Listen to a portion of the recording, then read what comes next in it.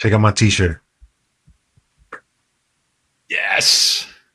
Yes. That's one where, but I'll tell you what, if we're in a position to give that thing 4.5 or 5 stars next year, I will be happy. I will be very happy. What up, everybody, and welcome back to another episode of the Nerd Jet Report. I'm your host, Pablo, and joining me, as always, is Mr. Brian Schultz. Brian, it has finally arrived. This is what we've been waiting for. We've talked about it enough. At every turn when we spoke of greatness, this show always came up. Andor season 2 is here. There have been some YouTubers out there that perhaps seem like they seem to think that Disney is sort of not showing confidence in the show by releasing it in its current format of showing 3-3-3-3, which I believe is not the perspective I think you should do. This is an experimentation, and there's a reasoning behind this. It's not being done because they're trying to slight Star Wars because they don't believe in it. No. It's not that at all. It's the opposite. It's not coming from Disney exactly. at all. It's not coming from Disney at all. Yeah. New rock stars. I watch your show a lot. I watch your breakdowns. But Eric Voss seems to think that Disney's showing no confidence by doing it this way. And this is definitely not that. There's a reason why they're doing it. No, listen to Gilroy's interviews. It's smart. Listen to Tony Gilroy's interviews. This is an experiment. The entire show is an experiment. That's how you have to look at it. His pitch when he came in was basically to take the ideas of Rogue One, which was in and of itself an experiment on the Star Wars formula, and to try to push Star Wars into genre that it hadn't gone into before. And so if season 1 was the test case, season 2 is sort of the realization of, what does Saw Gerrera say? The protect, save the dream. Like this is the dream. Like this is it, right?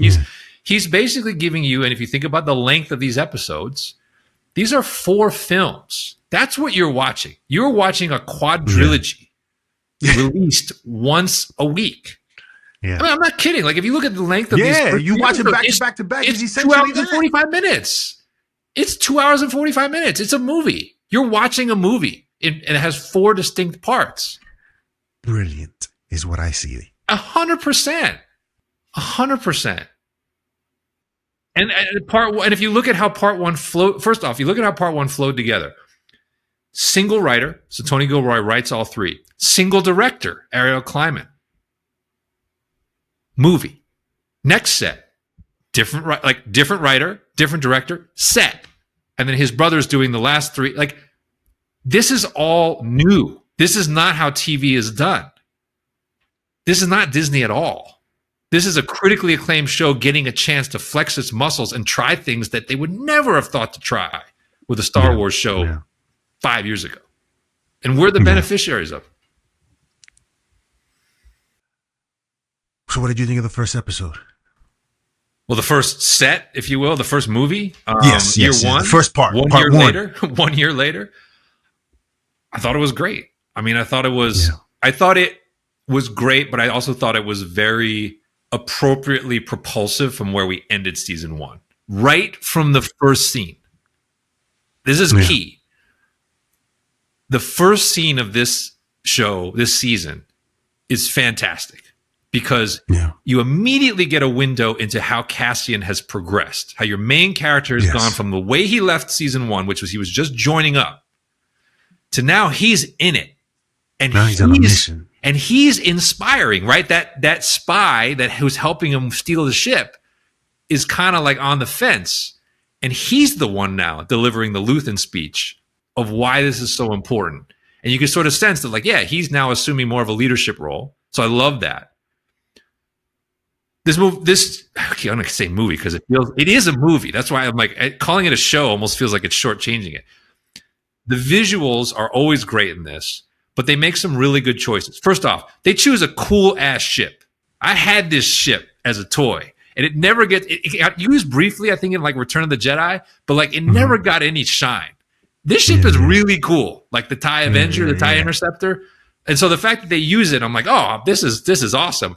But then they subvert. I love this. How many times do you see the hero get into the cockpit of something he's never been in before? He flies that thing like Pete Maverick Mitchell right out the gate. So I love the fact that he basically had bad intel on how to pilot this thing, and he's getting tossed around the hangar. You're right. That's the subversion Like, of Star Wars that we're talking about. That makes it still fun, but then it remembers it's still Star Wars, which is, hey, we got stormtroopers in the hangar. We're going to have a fun action sequence with this ship. And it's like where they put the camera. It's almost felt like a video game. Where they put the camera, where he's shooting. I was like, this is it.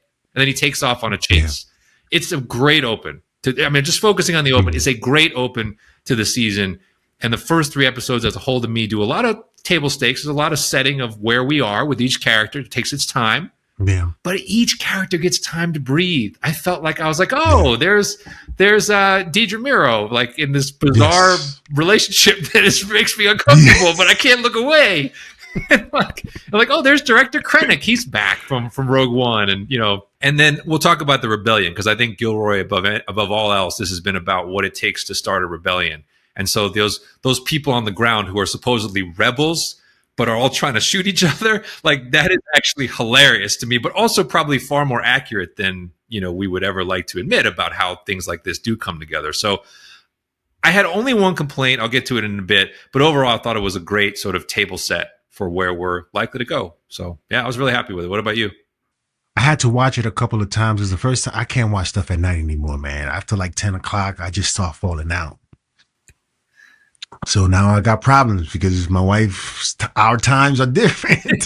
So I just got to move ahead and watch stuff without her. But for me, I think the most impressive thing for me, and I don't mean to skip, because there were a lot of things that were happening in episode 2, but watching episode 3 and Diego Luna and that TIE fighter and the perspective. Oh my God, that's what I'm talking about. Where the camera is when he's flying that thing that's action, man. That's Star Wars action.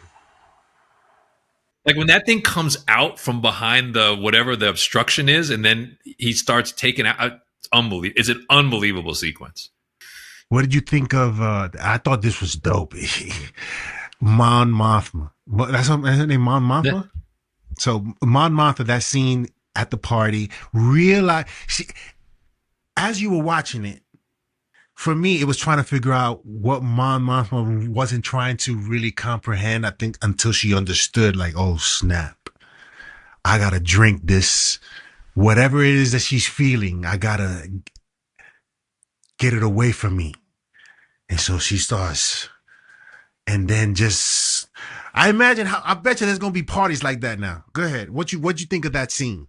So, well, again, this is where I feel like this show pushes the boundaries of what Star Wars can be. Like, you're watching Star Wars techno. I never thought I'd see a day where like a techno sound strong would work as the foundation of a Star Wars scene. And it's a remix, I think, of a scene of a music they played last season, which is also kind of brilliant. They remixed a soft version of music they played in Mon's scenes last season to turn it into this.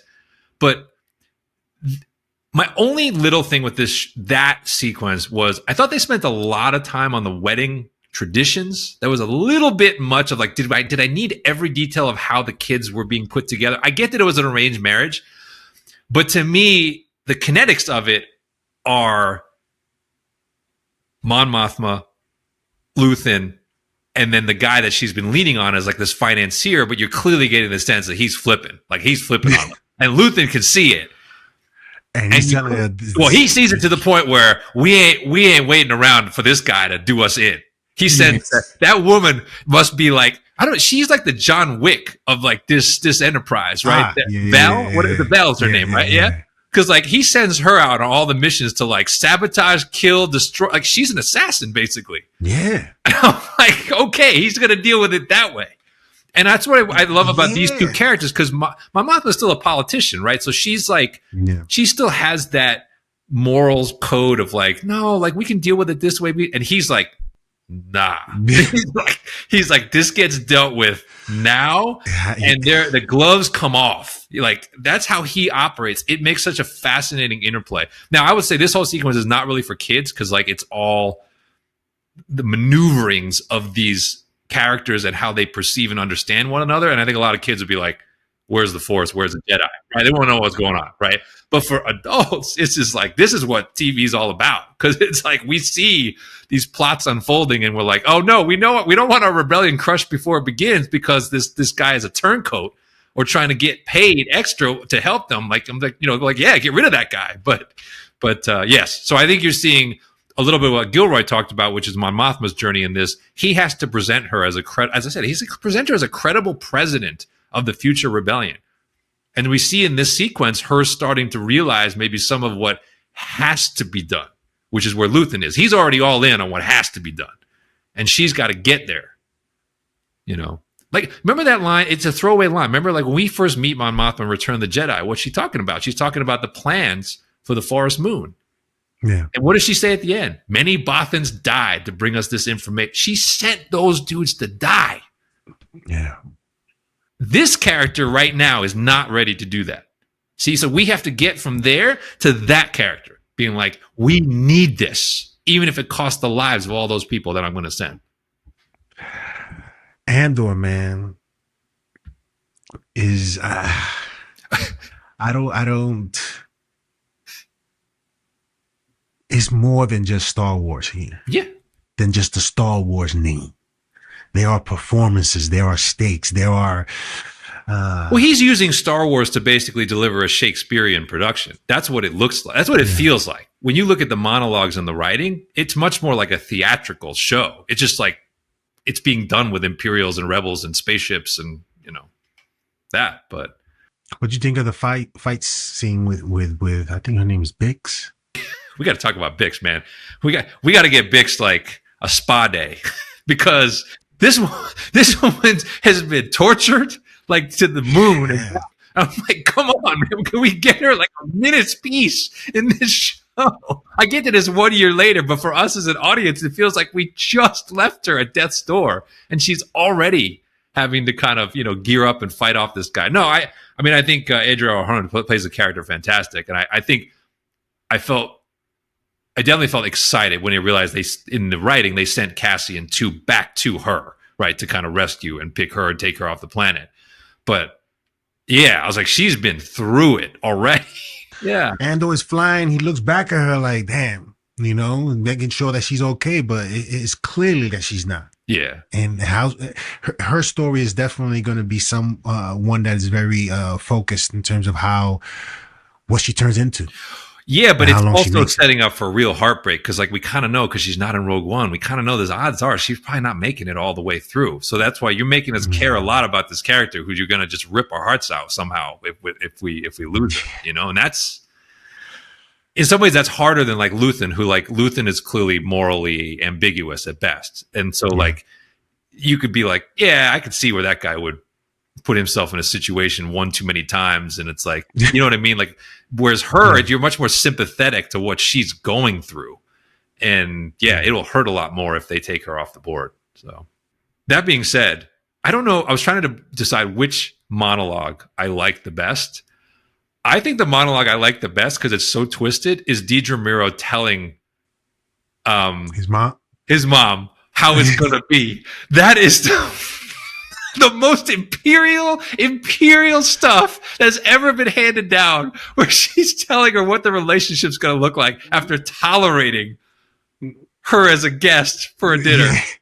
Yeah. I mean, listen, this is just, how would I say? This is a situation that occurs, but is occurring in Star Wars.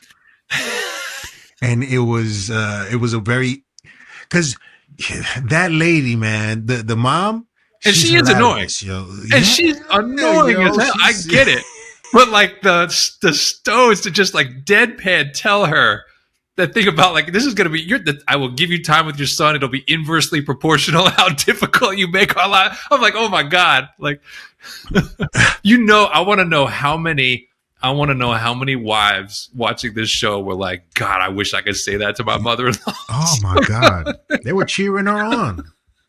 I'm going to make t-shirts from her. I'm telling you, there's a big fan base right now for that scene. That's going to be a big meme. Anything else? Well, we just talked about the control of a director in Sinners with regard to holding the action for the right moment. And this show is the TV equivalent of that, right? Like Tony Gilroy is the same way. The reason why the end of episode 3 works is because there isn't a lot of shooting building to that. It's a lot of exposition, yes. He waits, and then he turns it loose, and he gives you something visually stunning that has a purpose and that has a cost, right? Because we lose one of our protagonists in the process. And so he reminds me of Paul Bunyan, that dude. Yeah, he does. You're right. Yeah. Yeah, it's a good call. So I think, again, it's a very good case of less is more. Like the action in these first 3 episodes was measured, but it was all with a purpose, and it all looked amazing to see on screen. It always for me works when it's done that way. It's more impactful, and the reason for it is more impactful when action is given to you because of the prior events that led up to that. And then when you get it, the action is purposeful. Yeah. And I think it says that he has a good knowledge of, see, this is not action, but what we just talked about with Luthen and Mon Mothma at the wedding reception, like that is tension. It's not action. But like when you're watching those people move around and have their conversations, it's tense. You don't need a blaster or a lightsaber to feel like you're on the edge of your seat for that. So that when he gives you that, like later on, it's like a different type of excitement. So, that's why it works, right? If you have boring characters and bad writing in that scene, we're all checked out by the time the fight comes. And I love that we can talk about the 3 episodes together. Like, I love that we're sitting here not waiting. Oh, yeah, because we're talking about the collective of this year 1, I guess it is. And then next week we'll talk about year 2. So the format's really working. Like, it's really working. So what I think is interesting, and I'm curious to see how they do it, is I guess the first part of year 2 and how they start this one. That's why I'm saying, like, this started a specific way after a year. Now we're going to see the curiosity of just to know how this starts and where we leave off or where we start from now in this second year. To me, that's just brilliant, man. And anybody complaining, oh, why didn't I do it? It's like, you don't get it. Yeah, you're missing it. That's why I think the window into the Rebels, that scene is played as funny as it is important. But he's making a key point, which is if you're trying to have this rabble across all these planets actually unite well enough to take down the Death Star, the Emperor, Darth Vader, and company, like, that is completely impractical if you actually think about it. And the whole point of these people on the ground is basically they don't trust each other. Why should they? Why should they trust each other? What wars have they been through together? There's no laws and no alliance, right? So I actually love that dialogue because it was very like, that's how. Even if I think about like the American Revolution, like the reading I've done on it, the states didn't really get along with each other, right? You have like militia from Massachusetts and like militia from New Jersey. They're looking at each other every bit as fish-eyed as they're looking at the redcoats. Like, I don't trust that guy, but ultimately we know they coalesce, into a force that actually can stand up to that. That's what this show is starting to explore. And I feel like that's such a cool visualization because we've seen it in terms of like, wow, these guys took down the Death Star in New Hope, and he's kind of asking the question. He's like, yeah, but like they didn't just come off their planets ready to do that. Yeah. How did they get to that point? Yeah, and that's the beauty of that question. How does a rebellion start? Do you want to do Star Wars? Yeah, why don't we just link in? Yeah, why don't we just link in? We got a new live action project on the board. Sean Levy's movie was formally announced for 2027. It's called Star Wars: Last Starfighter. And Ryan Gosling is, in fact, he had been rumored, but he is, in fact, the lead of this movie. So this is their latest attempt to get a new film up and running. Sounds like Mando Grogu is locked for next summer. And this will be the surefire 2027 project. And as we were talking about in the Sinners thing, listen, good Star Wars still sells. Revenge of the Sith re-release 20th anniversary, over $25 million opening weekend on re-release. It shows you The fans are still there for this IP if For you good give them stuff. good IP, good product. So what do you think? Well, I mean, are you excited for this? Like, where are you at on this? If it happens, I guess we have to say. If it's anything like what they showed us in Andor, I'm there. In terms of the flying, and we got to see. It's called Starfighter, so I got to see what this looks like in the air. But what I saw in Andor is the sort of stuff that I want to see and be wowed by. Yeah, I'm excited to and I like Ryan Gosling, so to see him in this world is interesting, and how he plays it. What sort of character will he be? I'm interested in seeing what this is going to be. They're still casting it up. I thought it was interesting. They tried to get Mikey Madison, fresh off her Academy Award in Honora, to be the female lead, and she passed. So I don't know where we're at on that, but seems like the Star Wars IP has definitely still got a little bit of a taint on it, if that's the case. So we'll see. But yeah, no, I'm with you. Like I've said, like even when they announced Rogue Squadron, the thing that appealed to me was this idea of a truly aerial oriented Star Wars movie, because we really haven't, like, even if you think about we really have not focused on first class Star Wars aerial combat in a long time. I mean, the end of New Hope, the assault on the Death Star is still the high point. We just talked about it. The opening of Revenge of the Sith. I think that space battle is pretty up there. But like in the more recent films, they didn't really like go all out for that. Like the attack on Starkiller Base, there's not a ton of aerials in that. Even in Rise of Skywalker, yeah, they're fighting the fleet in space, but you don't spend as much time with that as you do. You see, it's like dumb stuff, like them shooting the things. It was whatever. So my point is, we haven't really done that and focused on that, and so I am excited for the concept of it. And yeah, you're right. What Andor pulled off as sort of like an air to ground type of assault scene, the second I started realizing like where the camera was going to be, and I'd swear, like if any of us who played like the old X-Wing game or X-Wing versus TIE Fighter, like that was it. Like they did it on big screen. You were in the cockpit with the targeting system as he's picking these guys off, and you're just like, I'm fine with him. Any update on all we know about the Dawn of the Jedi is that it's happening? Yeah, Gilroy said it's still happening. He referenced it in an interview where he knows about it. He was kind of like, yeah, he was excited because he's like, it fits his description of trying to push Star Wars into genre, right? Biblical epic, trying to go in a different direction. So he's excited to see it. But yeah, we haven't gotten like an update or a cast lead or anything like that. So hopefully, I mean, Mangold is now done with promotion for Complete Unknown, the Bob Dylan biopic. So I would assume he's pretty much full at work on this at this point. I'm hoping for something at Comic-Con, maybe like just a little mention of some update. If not, then D23 would probably be the next opportunity. Has there been any indication? Oh, what is it that Taika Waititi's doing? So the only update there was that they brought in a new writer to co-write with him.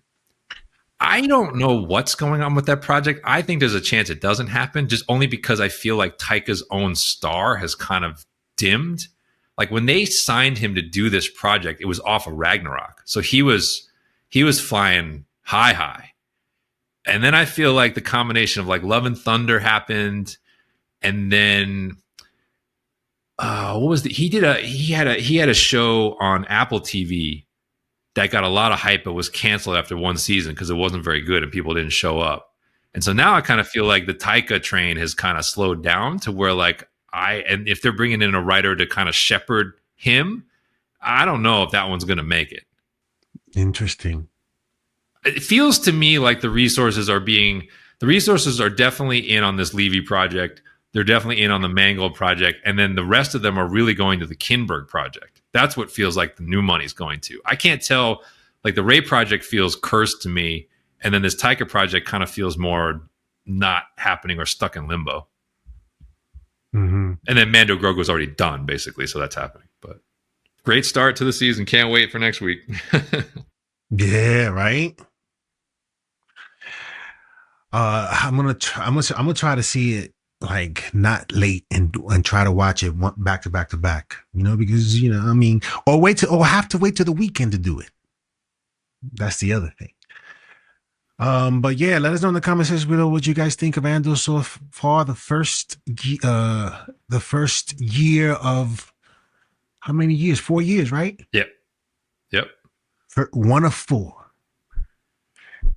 Let us know what you guys think, and what do you also think about Ryan Gosling's involvement in Star Wars in this Starfighter movie. Should be interesting. If you haven't seen Andor episode 3 and how some of the flying stuff and the perspective that they used to like enter the atmosphere. Oh my goodness, man. I was like, anyway, let us know in the comment section below what you guys thought. Hit that like and subscribe, and we'll see you next time on the Nerd Gen Report.